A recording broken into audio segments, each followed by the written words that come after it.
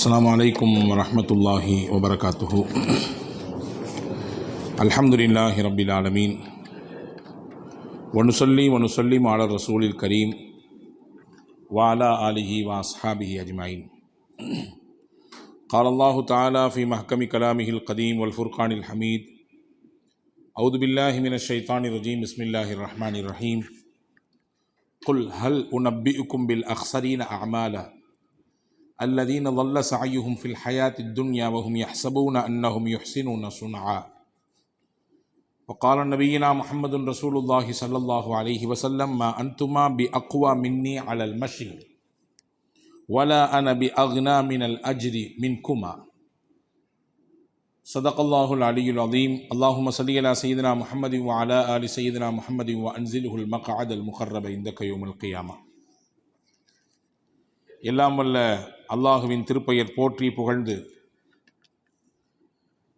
அகிலத்தின் அருள்கொடை அன்னலம் பெருமானார் முஹம்மது ரசூலுல்லாஹி ஸல்லல்லாஹு அலைஹி வஸல்லம் அவர்களின் மீது சலாத்தையும் சலாமையும் கூறி, அன்னாரை நேசித்த அவர்களின் வழியிலே தங்கள் வாழ்வை அமைத்து கொண்ட சத்திய சஹாபாக்கள், நல்லோர்கள், சுகதாக்கள், சாலிஹின்கள், குறிப்பாக இந்த ஜும்மாவினுடைய அவையிலே வருகை தந்திருக்கிற வர இருக்கிற எல்லா மக்களின் மீதும் நம் யாவரின் மீதும் வல்ல அல்லாஹுவின் அன்பும் அருளும் கருணையும் கரிசனமும் என்றும் நிறைவாக வந்து சேரட்டுமாக.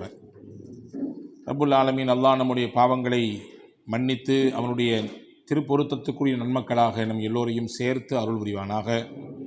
வாழும் காலம் ஆரோக்கியத்தையும் நிறைவான சுகத்தையும் கைகால் அனைத்து விதமான சலாமத்தையும் நமக்கும் நம் குடும்பத்தினர்களுக்கும் தந்தருள் புரிவானாக.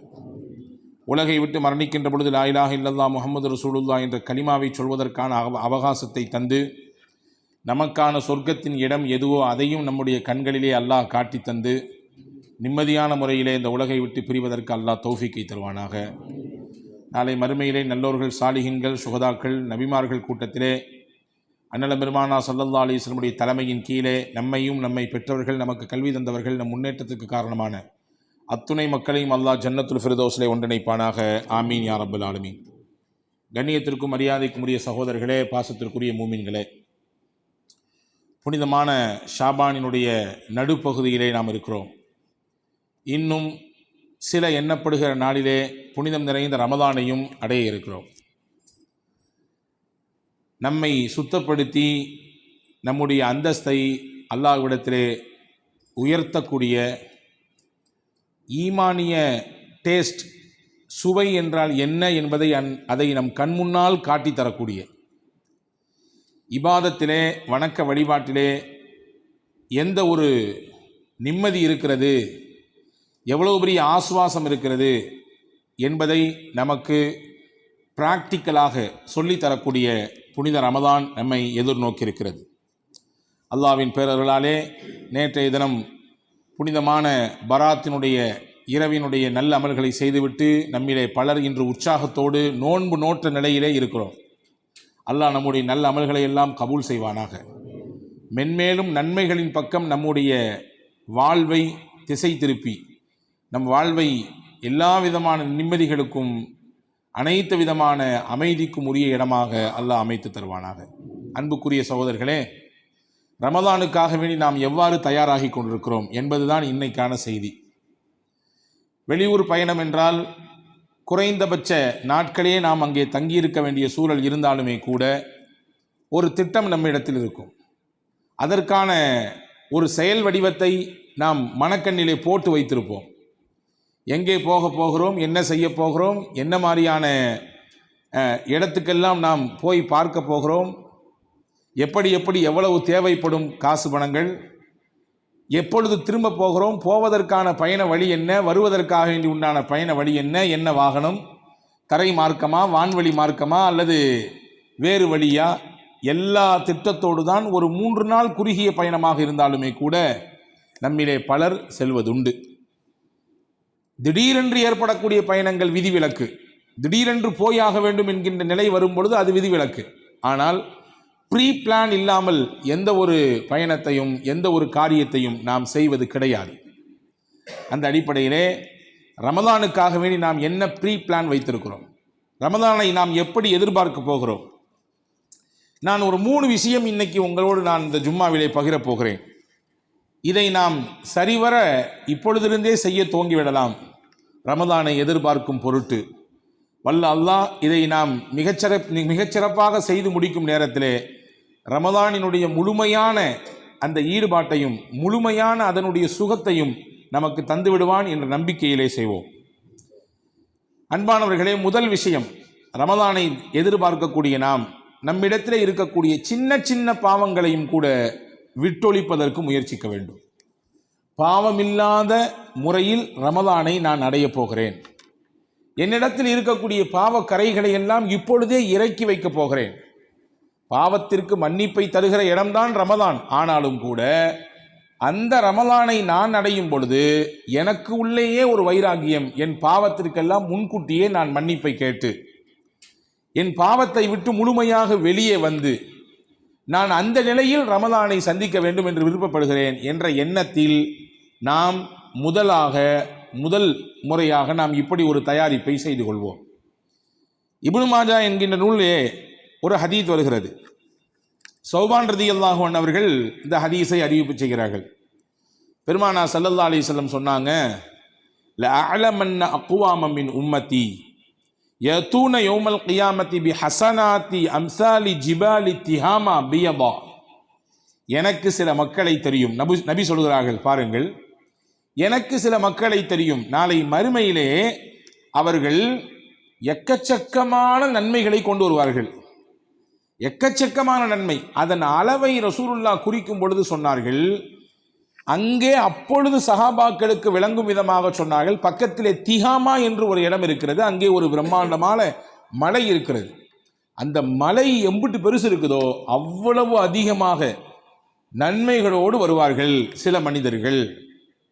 ஆனால் ஃபயஜஅலஹல்லாஹு ஹபாஅம் மன்சூரா, அல்லாஹ் அந்த மலையளவு மனிதர்களிடத்திலே நன்மைகள் இருக்கக்கூடிய அந்த நன்மைகளை பரத்தப்பட்ட புழுதியை போன்று ஆக்கிவிடுவான். காற்றெடுத்தால் முதலில் என்ன வெளியாகும்? புழுதித்தான் வெளியாகும். புழுதி அப்படி காற்றோடு காற்றாக பறந்து போய்விடும். அப்படி மலையளவு நன்மை வைத்து வந்தார்கள், ஆனால் அல்லாஹ் பரத்தப்பட்ட புழுதிகளாக அதை ஆக்கிவிடுவான். அப்படின்னா என்ன சொல்றாங்க? கைசேதத்தின் உச்ச நிலையில் அவர்கள் நிற்பார்கள் அல்லாஹிற்கு முன்னால்.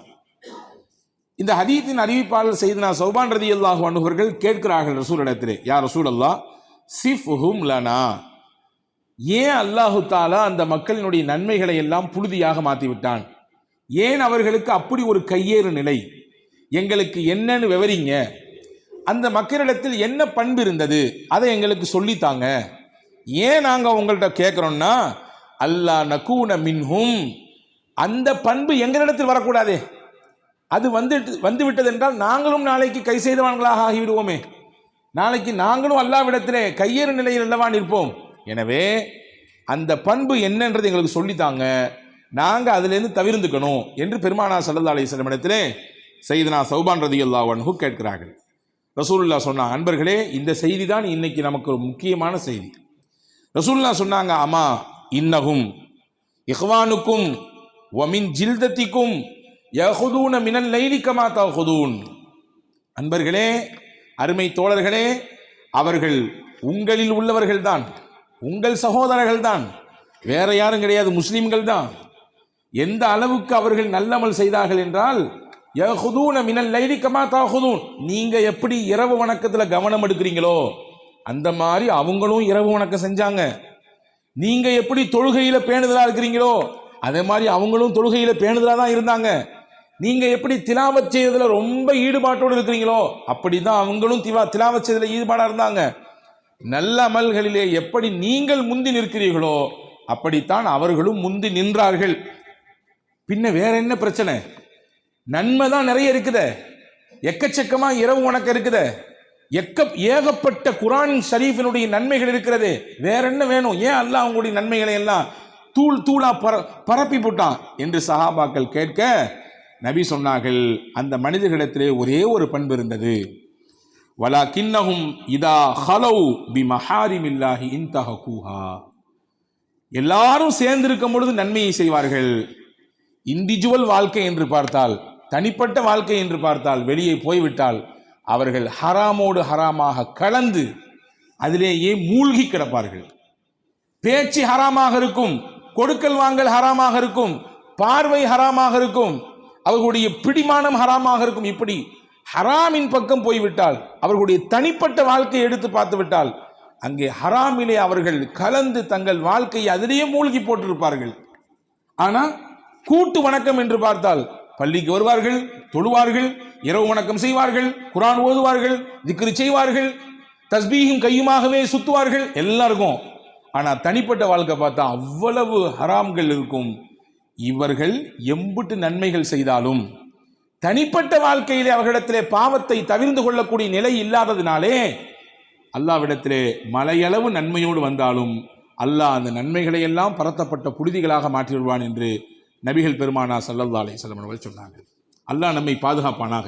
இந்த கூட்டத்தில் சேர்ந்து விடாமல் அல்லாஹ் நம்மை பாதுகாப்பானாக. அன்பு சகோதரர்களே, அப்படி என்றால் இந்த ஹதீஸ் ஒன்றை நமக்கு உணர்த்துகிறது, ஒரு செய்தியை சொல்லித் தருகிறது. நன்மைகளை மட்டும் செய்தால் பத்தாது, பாவங்களை கையிலிருந்து விடுவிக்க வேண்டும், பாவங்களிலிருந்து வெளியே வர வேண்டும். ஒருவர் பாவம் செய்து கொண்டே நன்மையும் செய்கிறார் அப்படின்னா என்ன அர்த்தம்? அந்த நன்மை புண்ணியம் இல்லைன்னு அர்த்தம். அந்த நன்மையினால் எதுவும் பெரிதாக அவருக்கு பலன் கிடைக்கப் போவதில்லை என்ற அர்த்தம். இதைதான் நபிகள் பெருமானார் ஸல்லல்லாஹு அலைஹி வஸல்லம் அவர்கள் நமக்கு அழகுபட சொல்லித் தருகிறார்கள். எனவேதான் ஒரு உண்மையான இறை நம்பிக்கையாளர், ஒரு உண்மையான 100% நம்பிக்கை உள்ள மூமின் எப்படி இருப்பார்? ஒரு பாவம், சின்ன பாவம் செய்து விட்டாலும் அவர் நினைப்பாராம், நடந்து போகும் பொழுது மலை இருக்க, இந்த மலை பிஞ்சி நம்ம மேலே விழுந்துருமோ அப்படின்னு பயப்படுவாராம். ஒரு சின்ன பாவம் செஞ்சுட்டா, ஒரு சின்ன ஒரு விஷயம், ஒரு தவறான காரியம் வைத்துக் கொள்ளுங்கள், ஒரு பார்வையில் ஒரு கோளாறு ஏற்பட்டு போனது அவருக்கு, ஏதோ பார்க்கக்கூடாத ஹராமை பார்த்து விட்டால் உள்ளமெல்லாம் நடுங்கும். நடந்து போகும் பொழுது இந்த மரம் அப்படியே மூட்டோடு பிரிந்து நம்ம மேலே விழுந்து விடுமோ என்று அச்சப்படுவாராம். ஒரு பாவம் செய்தால் பயப்படுவார், ஒரு சின்ன தவறு செய்தால் அச்சப்படுவார், அல்லாஹ்வின் தண்டனை வந்து விடுமோ என்று பயப்படுவார். இப்படி பயம் வந்தால் உள்ளத்தில் ஈமான் முழுமையாக இருக்கிறது என்று பொருள். ஆனால் இன்றைய காலகட்டத்தில் பாவங்கள் எல்லாம் சர்வசாதாரணமாக மாறி போய்விட்டது. ஒன்றோடு ஒன்றாக நாம் கலந்து போய் நிற்கிறோம். இதெல்லாம் இல்லாம உலகத்துல வாழ முடியுமா? என்ன இது கதை, என்ன இது கதைக்கு உதவாததெல்லாம் நீங்க சொல்லிட்டு வராதீங்க, அதை விட்டு விடுங்க, பார்த்துக்கலாம், தௌபா செஞ்சுக்கலாம் என்பது போன்று உண்டான அசட்டையான பேச்சும் வார்த்தைகளும் நம்மிடத்திலிருந்து பல நேரங்களிலே வெளிப்படுகிறது. இதை நாம் பார்க்கத்தான் செய்கிறோம். இப்ப அன்பர்களே, ரமலானை எதிர்பார்க்கக்கூடிய நாம் முதலில் செய்ய வேண்டிய விஷயம் என்ன? பாவங்களை கையிலிருந்து அவிழ்த்து விடுவது, பாவங்களுக்கும் நமக்குமான தூரத்தை ஏற்படுத்துவதற்கு முயற்சிப்பது. பெருமானார் கேட்ட துவா ஒவ்வொரு நாளும் நாம் அல்லாஹ்விடத்திலே கேட்க வேண்டும். அல்லாஹும்ம பாஇத் பைனி வ பைன ஹதாயாய கமா பாஅத்த பைனல் மஷ்ரிகி வல் மக்ரிப். யா அல்லாஹ், எனக்கும் பாவத்திற்கும் இடையிலே நீ தூரத்தை ஏற்படுத்து. நான் பாவத்தோடு நெருங்கக்கூடாது, எனக்கும் அந்த பாவங்களுக்கும் இடையிலே தூரம் அதிகரிக்க வேண்டும். எந்த அளவிற்கு என்றால், மேற்குக்கும் கிழக்குக்கும் எவ்வளவு தூரம் இருக்கிறது? மேற்கு திசைக்கும் கிழக்கு திசைக்கும். சூரியன் உதயமாகுவது கிழக்கு திசை, அது மறைவது மேற்கு திசை. இந்த உதயமாகி மறைவதற்கு சுமார் ஏறத்தாழ 12 மணி நேரங்கள் பிடிக்கிறது. இவ்வளவு தூர பயணம், அவ்வளவு தூரம் எனக்கும் என் பாவத்திற்கும் எனக்கு தூரத்தை ஏற்படுத்தி கொடு என்று பெருமானார் ஸல்லல்லாஹு அலைஹி வஸல்லம் துவா செய்திருக்கிறார்கள். எனவே இந்த துவாவை நாம் ஓதுவோம். பாவங்களை நாம் முதலில் அதிலிருந்து வெளியே வர வேண்டும் என்று ஒரு வைராக்கியத்தை மனதிலே வைப்போம். அது சின்ன பாவமாகட்டும், பெரிய பாவமாகட்டும், கண்டுகொள்ளப்படாத விஷயம்தானே என்று நினைக்கலாம், அல்லது இதுவெல்லாம் கவனிக்கப்பட வேண்டிய விஷயங்கள் என்று நினைக்கலாம். எதுவாக இருந்தாலும் அதை முதலில் கையிலிருந்து விடுவிப்பதற்கு முயற்சிக்க வேண்டும். இது முதலில் நாம் செய்ய வேண்டியது. இரண்டாவது, ரமலானை எதிர்பார்க்கக்கூடிய நாம் இப்பொழுதிலிருந்தே நன்மைகளின் மீது அதீத ஆர்வத்தையும் அக்கறையையும் கூட்டிக் கொள்ள வேண்டும். பொதுவாகவே ரமலானுடைய காலத்திலே மாஷா அல்லாஹ் சும்மா ஒன்றும் சொல்லவில்லை, குறைகள் நான் கூட்டி குறைத்தெல்லாம் சொல்லவில்லை. மனிதர்களிடத்திலே இயல்பாகவே ஒரு தாகம் ஏற்பட்டுவிடும். இபாதத்தின் மீது உண்டான ஒரு தாகம், குர்ஆன் ஓதுவதின் மீது உண்டான ஒரு தாகம், நல்லதை கேட்பதின் மீது உண்டான ஒரு தாகம், இல்லையா? இரவு வணக்கத்திலே ஒரு தாகம், சிலருக்கு பகல் பொழுதுகளிலே நோன்பாளிகளுக்கு ஹித்மத் செய்வதிலே, நோன்பாளிகளுக்கு கஞ்சி எடுத்து ஊத்துவதிலே, இன்ன பிற காரியங்களிலே முழு ஈடுபாட்டோடு வந்து செய்யக்கூடியதிலே ஒரு ஆசை, இல்லையா? தனிப்பட்ட முறையிலே இபாதத், கூட்டு முறையிலே இபாதத், இதுவெல்லாம் இபாதத்தின் மீது தாகம்தான். ஆனால் இந்த தாகம் ரமலானில் வருகிறது. இப்பொழுதே அதை நாம் உருவாக்கிக் கொள்வதற்கு முயற்சிக்க வேண்டும். ஒரு நன்மையினுடைய வேல்யூ என்னங்கிறது நமக்கு இங்க தெரியறது இல்லை, ஆனா ஆகிரத்தில் அல்லாஹ் காட்டுவான். ஒரு நன்மை, ஒரே ஒரு நன்மை, அதனுடைய மகத்துவம் என்ன, அதனுடைய முக்கியத்துவம் என்ன என்பதை அல்லாஹு தஆலா நாளை மறுமையிலே காட்டுவான். ஹதீஸிலே வந்திருக்கிறது பாருங்கள். பெருமானார் ஸல்லல்லாஹு அலைஹி வஸல்லம் பற்றி அல்லாஹ் என்ன சொல்கிறான்? யக்ஃபிரு லக்கல்லாஹு மா தகத்தம மின் தம்பிக வ மா தஅக்கர். உங்கள் முன் பின் பாவங்கள் எல்லாம் நீங்கள் மன்னிக்கப்பட்டிருக்கிறீர்கள் என்று அல்லாஹ் சொல்கிறான்.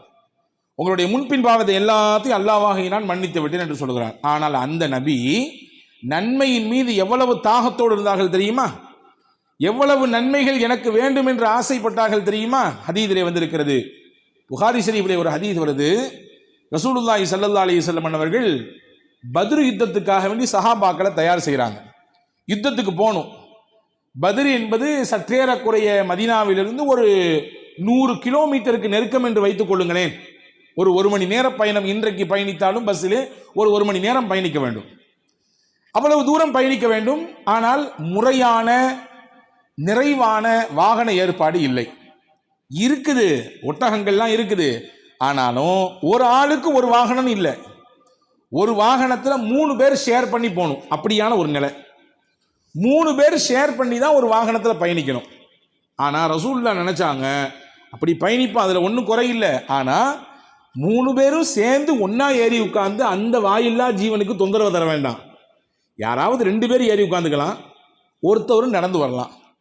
கொஞ்ச நேரத்துக்கு பின்னாடி நடந்து வந்தவர் மேலே ஏறிக்கலாம், மேலே உட்கார்ந்த 2 பேர்ல யாராவது ஒருத்தர் கீழே வந்துடலாம். அவர் கொஞ்ச தூரம் நடந்து வரட்டும். ஒரு குறிப்பிட்ட தூரத்துக்கு பின்னாடி இவர் மறுபடியும் மேலே போகட்டும், கீழே இறங்காத 3வது நபர் அவர் கீழே இறங்கி வரட்டும், கொஞ்ச நேரம் நடக்கட்டும். இப்படி சுழற்சி முறையிலே ஒருவர் பின் ஒருவராக மாற்றி மாற்றி கொஞ்ச நேரம் மேலே கொஞ்ச நேரம் கீழே இப்படி இருந்து கொள்ளலாம் என்ற அமைப்பிலே 3 ஒரு வாகனம் என்ற அடிப்படையில் கொடுத்து அனுப்பினார்கள். ரசூலுல்லாஹ் தான் அந்த பிளான் பண்ணது. ரசூலுல்லாஹ் பிளான் பண்ணிட்டு எல்லாரும் அப்படி செஞ்சுக்கங்க, நான் மட்டும் தனியாக வந்துடுறேன், எனக்கு ஒரு தனி வாகனத்தை கொடுத்துருங்கன்னா ரசூலுல்லாஹ் கேட்கல. தன்னை எப்பொழுதுமே தனித்த அடையாளத்தோடு காட்டிக்கொள்வது நபிக்கு கிடையவே கிடையாது அந்த பண்பு. நான் உங்களை எல்லாம் வழிகாட்டக்கூடிய வழிகாட்டி, நான் உங்களுக்கெல்லாம் தலைவர், நான் இறைவனின் இறை தூதர், நான் அல்லாஹ்வுடைய நேசர் என்றெல்லாம் காரணத்தை வைத்து ரசூலுல்லாஹ் எப்பொழுதுமே தனக்குன்னு ஒரு ஸ்டேஜ் வேணும், தனக்குன்னு ஒரு இடம் வேணும் அப்படின்னு எதிர்பார்க்கிறது கிடையாது. மக்களோடு மக்களாக இருப்பார்கள். ஹதீஸிலே வந்திருக்கிறதே, பயணத்தின் சமயத்திலே உணவு சமைக்க வேண்டும். எல்லாரும் ஒரு பொறுப்பை எடுத்துக்கிட்டாங்க, ஷேர் பண்ணிக்கிட்டாங்க. ரசூலுல்லாஹ் சொன்னாங்க, அப்படின்னா எனக்கு ஒரு பொறுப்பை தாங்க, நான் போய் விறகெல்லாம் புறக்கிட்டு வரேன். சஹாபாக்களுக்கு எப்படி மனசு கேட்கும்? இல்ல நபியே, நீங்க உட்காருங்க, நாங்க சமைச்சு உங்களுக்கு தர்றோம். சய்யிதுல் கௌமி ஹாதிமுஹும். ஒரு சமுதாயத்தின் தலைவர் என்றால் யார்? அந்த சமூகத்திற்கு ஊழியம் செய்வார், ஹித்மத் செய்வார், அந்த மக்களுக்கான தேவைகளிலே முன்னால் வந்து நிற்பார். உட்கார்ந்து கொண்டு கையாட்டக்கூடியவராக இருக்க மாட்டார். வேறு யாரிடத்திலாவது சொல்லிவிட்டு ஒதுங்கி இருந்து வேடிக்கை பார்ப்பவராக இருக்க மாட்டார். களத்துக்கு வருவார், ஃபீல்டுக்கு. நான் அப்படிதான் இருக்க ஆசைப்படுறேன், நான் தலைவர் தான், ஆனாலும் உங்களோடு ஒருவனாக சமமாக உங்களுடைய பணிகளிலே பங்களிப்பு செய்வதை நான் விரும்புகிறேன். அப்படியான ரசூல் ஸல்லல்லாஹு அலைஹி வஸல்லம் அப்படி இருந்தவங்க. இந்த ஹதீஸிலே பாருங்கள், பெருமானார் ஸல்லல்லாஹு அலைஹி வஸல்லம் எல்லாத்துக்கும் 3 நபர்களுக்கு ஒரு வாகனத்தை கொடுத்து விட்டு தன்னோடு சேர்த்துக்கிட்டாங்க 2 சஹாபாக்கள். அபூ லுபாபா நீங்க என் கூட வாங்க, அலி நீங்களும் என் கூட வாங்கன்ட்டாங்க. இப்போ நம்ம 3 பேருக்கு சேர்த்து ஒரு வாகனம். ஓகே, கிளம்பியாச்சு. கிளம்பும் பொழுது அந்த மற்ற 2 சஹாபாக்கள் இருக்காங்கல்ல, அபூ லுபாபா ரலியல்லாஹு அவர்களும் சையதுனா அலி ரலியல்லாஹு அவர்களும் தங்களுக்கு இடையில பேசிக்கிட்டாங்க. நம்ம 2 பேரும் இந்த மேலே ஏறி உட்கார்றது, கீழே நடந்து வர்றதை ஷேர் பண்ணிக்கலாம். ரசூலுக்கு அந்த தொந்தரவு கொடுக்க வேண்டாம், கஷ்டத்தை தர வேண்டாம். நல்ல எண்ணம் தானே, தப்பான ஒன்று எண்ணம் இல்லையே.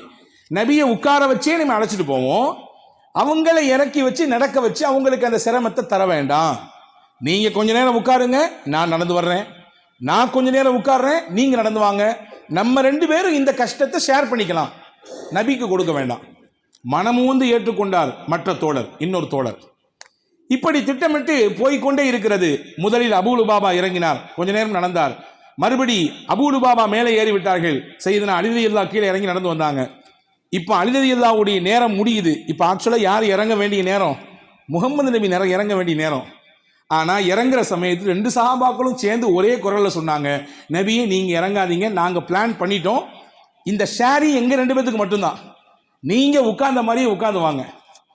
வச்சுக்கங்களேன், ஒரே ஒரு சீட்டு தான், இங்கேருந்து ஒரு 500 கிலோமீட்டர் பயணிக்கணும், 3 பேர் உட்கார்ற சீட்டில் ஒரு 2 சீட்டு தான் இருக்குது, ஆனால் 3 பேர் நம்ம இருக்கிறோம், யாராவது நம்ம அப்படி மாற்றி மாற்றி உட்காந்துக்கலாம், ஒருத்தர் மட்டும் நின்று வர மாதிரி சூழல் இருந்தா அப்படின்னு சொல்கிற நேரத்தில் ஒருத்தர் சொல்கிறாரு, நீங்கள் பரவாயில்ல உட்காந்துங்க, நான் அந்த 500 கிலோமீட்டர் நின்னே வர்றேன், பிரச்சனை இல்லைன்னு சொன்னால் நம்ம நினைப்போம், சரி நல்ல மனுஷன் ஸ்ரீதேவியாக இருக்கார், ரொம்ப நல்லதுங்க, நானே கால் வலியோடு இருக்கிறேன், கஷ்டத்தோடு இருக்கேன், பரவாயில்ல என்று சொல்லி நாம் கொஞ்சம் அவருக்காக வேண்டி துவா செய்து சமாதானம் செய்து விடுவோம். நபி ஸல்லல்லாஹு அலைஹி வஸல்லம் சொன்னார்கள், நீங்கள் உங்கள் நல்லெண்ணத்திற்கு அல்லாஹ்விடத்திலே கூலி உண்டு, நீங்கள் நல்லெண்ணத்தோடு இதை நீங்கள் வெளிப்படுத்தினீர்கள், இதற்கு அல்லாஹ்விடத்திலே கூலி உண்டு. ஆனால் ஒன்று சொல்கிறேன், கேட்டுக்கொள்ளுங்கள். மா அன்துமா பி அக்வா மின்னி அலல் மஷி வலா அன பி அக்னா அனில் அஜ்ரி மின்குமா. நீங்கள் 2 பேரும் நடக்கக்கூடிய விஷயத்தில் என்னை விட சக்தியானவர்கள் ஒன்றும் இல்லை. நான் நபி, இயல்பாகவே அல்லாஹ் உடல் திறனை அல்லாஹ் நபிமார்களுக்கு கொஞ்சம் கூட்டி தந்திருக்கிறான். நீங்கள் சொல்கிறத பார்த்தா நான் கொஞ்சம் என்னமோ நடக்கிறதுல கொஞ்சம் குறைஞ்சவ மாதிரி, அல்லது அதில் கொஞ்சம் எனக்கு ஏதாவது களைப்பு ஏற்பட்டு விடுமோ என்ற ஒரு நினைப்பு வருவது மாதிரி தெரியுது. புரிஞ்சுக்குங்க, உங்களை விட நடக்கிறது எனக்கு ரொம்ப பிடிக்கும், அதில் சக்தி எனக்கு அதிகமாகவும் இருக்குது. ஒன்று. அடுத்து சொன்னாங்க, வலா அனபி அக்னா அனில் அஜ்ரி மின்குமா. நடந்து அந்த நடையை ஷேர் பண்ணக்கூடிய விஷயத்தில் நன்மையை மொத்தமாக நீங்கள் எடுத்துக்கலாம்னு நினைக்கிறீங்க, ஆனால் அந்த நன்மை எனக்கும் வேணும், அந்த நன்மையை நான் விட்டு தர மாட்டேன். அது என்ன, நடக்கிறதுல நீங்கள் மட்டும் ஷேர் பண்ணி அந்த நடக்கிறது நன்மையை பெற்றுக்கொள்ளலாம், எனக்கு அந்த நன்மை வேண்டாமா, எனக்கு அந்த நன்மையில் பங்கு வேண்டாமா, எனக்கும் வேணும். லகதுவத்துன் ஃபீ சபீலில்லாஹ் அவ் ரௌஹத்துன் கைரும் மினத் துன்யா வமா ஃபீஹா. பெருமானா சொன்னார்கள், கொஞ்ச நேரம் காலையில் அல்லாஹ்வின் பாதையிலே நடப்பது, கொஞ்ச நேரம் மாலையில் அல்லாஹ்வின் பாதையிலே நடப்பது, இது எவ்வளவு பெரிய நன்மைகளை உங்களுக்கு தரும் என்றால், இந்த உலகமும் இந்த உலகத்தினுடைய மொத்த செல்வமும் கிடைத்தாலும் அதைவிட பெருசு அது. நாங்கள் இப்போ நாம் போகிறது அல்லாஹ்வுடைய பாதை, போராட்ட களத்திற்கு போகிறோம். நான் மட்டும் வாகனத்திலே உட்கார்ந்து கொண்டு அந்த நடந்தால் கிடைக்கக்கூடிய நன்மையை நான் இழக்க எப்படி எனக்கு மனம் வரும்? நான் என்ன தேவையற்றவனா? நன்மையை விட்டு எனக்கும் அந்த நன்மை வேண்டும், விட்டுத்தர மாட்டேன், நானும் ஷேர் பண்ணுவேன், நடந்து தான் வருவேன், நீங்கள் 2 பேரும் மேலே உட்காருங்க என்று சொல்லி பெருமானா ஸல்லல்லாஹு அலைஹி வஸல்லம் அவர்கள் இந்த நிகழ்ச்சியிலே இப்படி நடந்து கொண்டார்கள் என்ற ஒரு செய்தியை பார்க்கிறோம். இப்போ நன்மைக்கு நபிகளும் தேவையானார்கள், நன்மை நமக்கும் வேண்டும், நன்மையை நபிகளும் ஆசித்தார்கள். உங்களுக்கு ஒன்று சொல்கிறேன், கேளுங்கள். நாளை மறுமையிலே சில மனிதர்கள், சொர்க்கவாதிகள் சங்கடப்படுவார்களாம். பொதுவாகவே சொர்க்கத்தில் நிறைய விஷயம் இல்லை. என்ன இல்லை? வேர்வை இல்லை, மலஜலம் கழிக்க வேண்டிய தேவை இல்லை. அதே மாதிரி இந்த உலகத்தில் இருக்க மாதிரி கவலை சொர்க்கவாதிகளுக்கு கவலை கிடையாது, கவலையே இல்லை. ஆனால் ஹதீஸிலே வந்திருக்கிறது, சொர்க்கத்திலே சொர்க்கவாதிகள் ஒரு விஷயத்தை பற்றி அவர்கள் கை சேதப்படுவார்கள், அவர்கள் வருத்தப்படுவார்கள். எந்த விஷயத்தை பற்றி, எதற்காக வேண்டி அந்த வருத்தம் இருக்கும்? லைஸ யத்தஹஸ்ஸரு அஹ்லுல் ஜன்னா இல்லா அலா சாஅத்தின் மர்ரத் பிஹிம் லம் யذ்குரு அல்லாஹ் தஆலா ஃபீஹா. அல்லாஹ்வை நினைவு கூறாமல் இருந்த ஒரு சில நிமிடங்களை பற்றி அவங்க வருத்தப்படுவாங்க.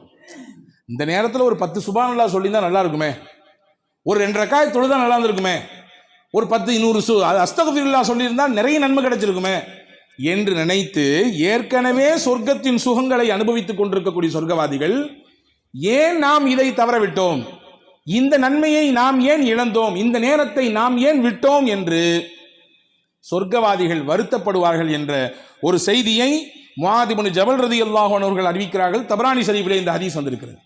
அப்படி என்றால் நன்மையை எதிர்பார்ப்பதிலே நாயகமும் விதிவிலக்கு அல்ல, நன்மையை பெற்றுக்கொள்வதிலே சொர்க்கவாதிகளும் விதிவிலக்கு அல்ல. இப்போ நன்மைகளை நாம் இப்பொழுதிருந்தே கொஞ்சம் கொஞ்சமாக செய்வதற்கு, அதிகப்படியாக செய்வதற்கு, ஆர்வத்தோடு, அதீத இன்ட்ரெஸ்டோடு, ஒரு ஈடுபாட்டோடு அதை செய்வதற்கு நாம் முயல வேண்டும். இதை நாம் செய்ய தொடங்கிவிட்டால் ரமதான்ல இன்னும் அதிகமாக ஆர்வத்தோடு செஞ்சிருவோம் இல்லையா? இது 2. 3வது விஷயம், ரமதானை எதிர்பார்க்கக்கூடிய நாம் நம்முடைய நேர காலங்களை மிகச்சரியாக இப்பொழுதே திட்டமிடுவதற்கு தொடங்கிவிட வேண்டும். அழகான முறையிலே திட்டமிட்டு ரமதானுடைய பகல், ரமதானுடைய இரவு, ரமதானுடைய இஸ்ஸஹர், ரமதானுடைய இஃப்தார், அது எப்படி நாம் மிகச்சிறப்பாக திட்டமிடுவது? என்னுடைய வேலைக்காக வேண்டி உண்டான நேரங்கள் என்ன? என்னுடைய வீட்டு பணிகளை பார்ப்பதற்காக வேண்டி உண்டான நேரங்கள் என்ன? குர்ஆன் ஷரீஃபின் திலாவத்திற்கு நான் கொடுக்கும் நேரம் என்ன? சதக்கா போன்ற பொது காரியங்களிலே ஈடுபடுவதற்கு நான் கொடுக்கும் நேரங்கள் என்ன, திட்டங்கள் என்ன? பொதுமக்களுடைய குறைகளை கேட்டு அதை நிவர்த்தி செய்வதற்கு என் உறவுகள் சொந்தங்கள் அதையெல்லாம் பார்ப்பதற்கான நேரங்கள் என்ன என்று அழகான முறையிலே நேரங்களை திட்டமிட்டு ரமதானை நாம் இப்பொழுதே ஒரு அட்டவணையை போட்டு வைத்துக் கொள்ள வேண்டும். சில நேரங்களில் நமக்கு ஏற்படக்கூடிய சின்ன கவனக்குறைவு பெரிய விஷயத்தை நாம் அதனால் இழந்து விடுவோம். ஒரு சின்ன கவனக்குறைவு பெரிய விஷயத்தை இழந்து விடுவோம். பாருங்கள், ஹதீஸில் ஒரு செய்தி வந்திருக்கிறது. உமர் ரலியல்லாஹு அன்ஹுடைய சபைக்கு ஹஜ்ரத் ரசூல் உமர் ரலியல்லாஹு அன்ஹு அபூ மூஸா அஷ்அரி ரலியல்லாஹு கூப்பிட்டு அனுப்புறாங்க. அபூ மூஸா அஷ்அரி ரலியல்லாஹு அன்ஹு முக்கியமான சஹாபி.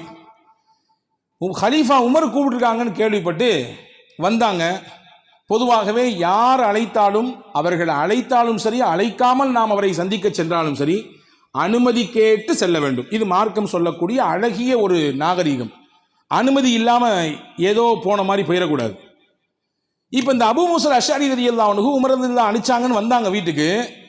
வெளியில் வந்து சலாம் சொன்னாங்க. சலாம் அலைக்கும், சலாம் அலைக்கும், சலாம் அலைக்கும் 3 முறை சலாம் சொன்னாங்க. நான் அபூ மூஸா வந்திருக்கேன், உள்ளே வரட்டுமா? நான் அபூ மூஸா வந்திருக்கிறேன், உள்ளே வர்றதுக்கு எனக்கு அனுமதி உண்டா? நான் அபூ மூஸா வந்திருக்கிறேன், உள்ளே எனக்கு அனுமதி தர்றீங்களான்னு கேட்டாங்க. பதிலே இல்லை. 3 தடவை கேட்கணும், எங்கே போனாலும் சரி. பதில் கிடைக்கவில்லை என்றால் இர்ஜிஉ ஃபர்ஜிஉ ஹுவ அஸ்கா லக்கும், குர்ஆன் சொல்கிறது. நீங்கள் திரும்பி போய் விட வேண்டும், அதுதான் உங்களுக்கான தூய்மையான வழி. அங்கேயே நின்றுட்டு இருக்க வேண்டிய தேவையில்லை. 3 தடவை நீங்கள் கேட்டீங்க அனுமதி கிடைக்கலையா, திரும்பி போயிருங்க, பின்ன சந்திச்சுக்கலாம். அபூ மூஸா அஷ்அரி ரலியல்லாஹு அன்ஹு அவர்கள் இதை அப்படியே செய்தார்கள். அடுத்து சில நாட்களுக்கு பிறகு மறுபடியும் உமர் ரலியல்லாஹு அபூ மூஸாவும் மீட் பண்ணிக்கிறாங்க. இப்போ உமர் ரலியல்லாஹு கோவப்பட்டாங்க. ஏன் நான் உங்களை கூப்பிட்டேனே, ஏன் நீங்கள் வந்து பார்க்கல? முக்கியமான சில விஷயங்கள் பேச வேண்டியது இருந்தது, சில முடிவுகள் எடுக்க வேண்டியது இருந்தது, நீங்கள் ஏன் வரல அப்படின்னு கேட்டாங்க. அபூ மூஸா சொன்னாங்க ரலியல்லாஹு அன்ஹு, நான் வந்தேன், உங்கள் வீட்டில் வந்து அனுமதியும் கேட்டேன், எந்த பதிலுமே எனக்கு இல்லை. 3 தடவை கேட்டேன், நீங்கள் அனுமதி எனக்கு கிடைக்கல, அதனால் திரும்பி போயிட்டேன். ஏன் 3 தடவை கேட்டு 4வது தடவை கேட்கக்கூடாதா? ஏன் திரும்பி போனீங்க? நான் வர வரை வெயிட் பண்ணியிருக்கலாமே. இல்லை கலீஃபா, ரசூல் சொல்லியிருக்காங்க, ஒருவர் வீட்டிலே 3 தடவை அனுமதி கேட்டு அனுமதி கிடைக்கவில்லை என்றால் திரும்பி போய்விட வேண்டும் என்று. உமர் ரலியல்லாஹு கேட்டாங்க, இது என்ன புது செய்தியாக இருக்குது, கேள்விப்படாத செய்தியாக இருக்குது, இதுக்கு என்ன ஆதாரம் கொண்டு வாங்கண்ணா? இதுக்கு என்ன ஆதாரம் கொண்டு வாங்க? ரசூலுல்லாஹ்ட்ட எப்போ கேட்டீங்க இந்த ஹதீஸை? எனக்கு நான் கேள்விப்படாத செய்தியாக இருக்குதுன்னாங்க. உடனே அபூ மூஸா அஷ்அரி ரலியல்லாஹு ஓடி போனாங்க. மஸ்ஜித் நபவியில் ஒரு சபை உட்கார்ந்துருந்துச்சு. அந்த சபையில் கல்வியாளர்கள்லாம் இருந்தாங்க. சையதுனா உபை இப்னு கஅப் ரலியல்லாஹு ரொம்ப முக்கியமான சஹாபி. ரசூல் ஸல்லல்லாஹு அலைஹி வஸல்லமுக்கு குர்ஆனை அப்படியே ஓதி காண்பித்தவர். கேட்டாங்க, ரசூல் சொன்னாங்க, உங்கள்கிட்ட ஓதி அதை நான் கேட்கணும்னு அல்லாஹ் சொல்கிறான், விரும்புகிறான்னாங்க. அப்படிப்பட்ட கல்வியாளர். நீங்கள் குர்ஆனை ஓதணும், அதை நான் கேட்கணும், அல்லாஹ் விரும்புகிறான். உபை இப்னு கஅப் ரலியல்லாஹு போய் அபூ மூஸா சொல்கிறாங்க, இந்த மாதிரி உமர் ரலியல்லாஹு கலீஃபா கேட்குறாங்களே, என்ன செய்யறது? உபை இப்னு கஅப் ரலியல்லாஹு ரொம்ப சிம்பிளாக சொன்னாங்க, இந்த செய்தி தான் சின்ன பிள்ளைகளுக்கும் தெரியுமே. 3 தடவை அனுமதி கேட்கணும், பதில் கிடைக்கணும்னா திரும்பி போயிடணுன்ற செய்தியை நான் சொல்ல வேண்டிய அவசியம் இல்லை. இந்த சபையில் இருக்கக்கூடிய சின்ன பிள்ளை கூட வந்து சொல்லும், ரசூலுல்லாஹ் சொல்லியிருக்காங்கன்ற செய்தி அந்த சின்ன பிள்ளைகளுக்கு கூட தெரியும். சொல்லுங்க, எந்திரிங்க, அபு சயீத் எந்திரிங்க. அபு சயீத் அல் குத்ரி ரலியல்லாஹு எழுப்பி இவரை கூட்டு போங்க, இவருக்கு அந்த ஹதீஸ் தெரியும். ரசூலுல்லாஹ் வந்து ஹலீஃபா உமர் ரலியல்லாஹு இடத்துல வந்து சொல்லுவார். அபூ மூஸா ரலியல்லாஹு அன்ஹு அந்த சிறுமகன், அதாவது வயதிலே குறைந்த வாலிபராக இருக்கக்கூடிய அந்த அபு சயீத் அல் குத்ரி ரலியல்லாஹுவை அழைத்து கொண்டு போய் சையதுனா உமர் ரலியல்லாஹுக்கு முன்னாடி நிப்பாட்டுறாங்க. அபு சயீத் அல் குத்ரி ரலியல்லாஹு அன்ஹு இந்த ஹதீஸை அப்படி வாசிக்கிறாங்க. ரசூலுல்லாஹி ஸல்லல்லாஹு அலைஹி வஸல்லம் அவர்கள் சொன்னார்கள், நீங்கள் யாருடைய வீட்டுக்கு போனாலும் அங்கே போய் 3 முறை நீங்கள் அனுமதி கேளுங்கள். அனுமதி கிடைத்தால் உள்ளே போங்கள், அனுமதி இல்லை, ஒன்றுமே பதிலும் கிடைக்கல, அல்லது நீங்கள் திரும்பி போயிருங்கம்மா பின்ன பார்க்கலான்னு சொன்னாங்கன்னா நீங்கள் திரும்பி வந்துருங்கன்ற ஹதீதை சையதுனா அபு சயீத் அல் குத்ரி ரலியல்லாஹு அன்ஹு படித்த உடனே உமர் ரலியல்லாஹு அன்ஹு அவர்கள் உடனே சட்டுன்னு கீழே இறங்கி வந்தாங்க. இதுதான் சஹாபாக்களுக்கும் நமக்குமான டிஃப்ரெண்ட். ஏதாவது ஒரு விஷயத்திலே நம் மனம் ஒன்று சொல்லும், ஆனால் மார்க்கம் ஒன்று சொல்லும். மார்க்கம் சொல்வதுதான் எனக்கு முதன்மையானது, மனம் சொல்வது 2ஆம் கட்டமானது என்ற முடிவுக்கு சஹாபாக்கள் வந்தார்கள். உடனே சொன்னாங்க அபூ மூஸாட்ட, நான் அந்த ஹதீஸ் எனக்கு கிடைக்கலையே, எனக்கு தெரியுது போல தெரியுது, நான் கொஞ்சம் என்னுடைய கொடுக்கல் வாங்கல்ல அங்கும் இங்கும் வெளியே பிஸியாக இருந்ததுனால நபி இடத்திலிருந்து இந்த விஷயத்தை கேட்க நான் மறந்துட்டேன், விட்டுட்டேன்.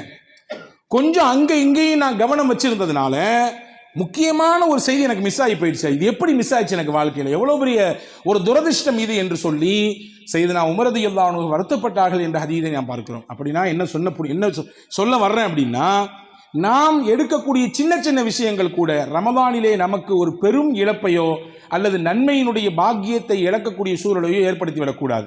எனவே அதற்காக நாம் ரமதானுக்கு முன்கூட்டியே மிக அற்புதமாக நாம் திட்டமிட்டுக் கொள்ளலாம்.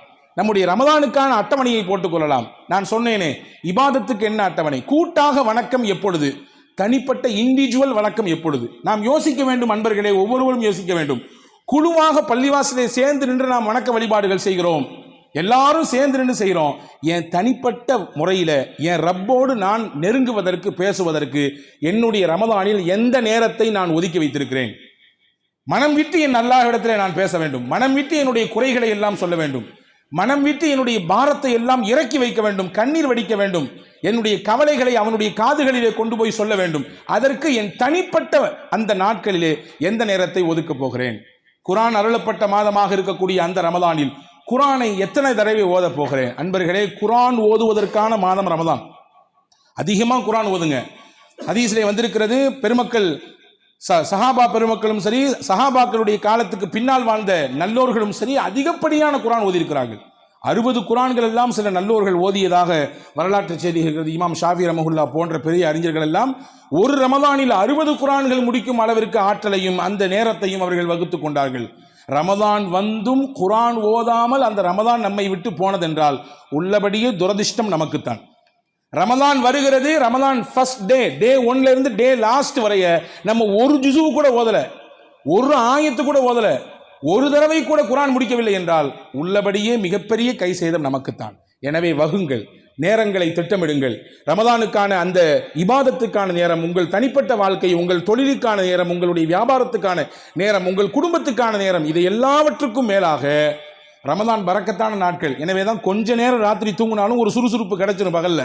அப்போ பகல் நேரங்களிலே நம்முடைய தனிப்பட்ட வாழ்க்கை என்றால் இரவினுடைய பிற்பகுதியிலே கூட்ட அமல்கள், தனிப்பட்ட அமல்கள் என்று மிகச்சிறப்பாக திட்டமிட்டு ரமதானை வரவேற்க தயாராக வேண்டும். வல்ல அல்லாஹ் அப்படிப்பட்ட நல்ல பாக்கியத்தை நம் எல்லோருக்கும் வழங்குவானாக. வர இருக்கக்கூடிய ரமதானை பயனுள்ள வகையிலே கழிப்பதற்கு அல்லாஹ் தௌஃபீக் தருவானாக. ரமதான் வந்து நம் பாவங்களை எல்லாம் அது கரைத்து நம்மை தூய்மைப்படுத்தி உள்ளபடியே ரமதானின் மொத்த பாக்கியத்தை பெற்றவர்களாக உங்களையும் என்னையும் எல்லா மக்களையும் வல்ல அல்லாஹ் சேர்த்து அருள் புரிவானாக. ஆமீன். வாஹிரு தஅவானா அனில் ஹம்துலில்லாஹி ரப்பில் ஆலமீன். அஸ்ஸலாமு அலைக்கும் வரஹ்மத்துல்லாஹி வபரகாத்துஹு.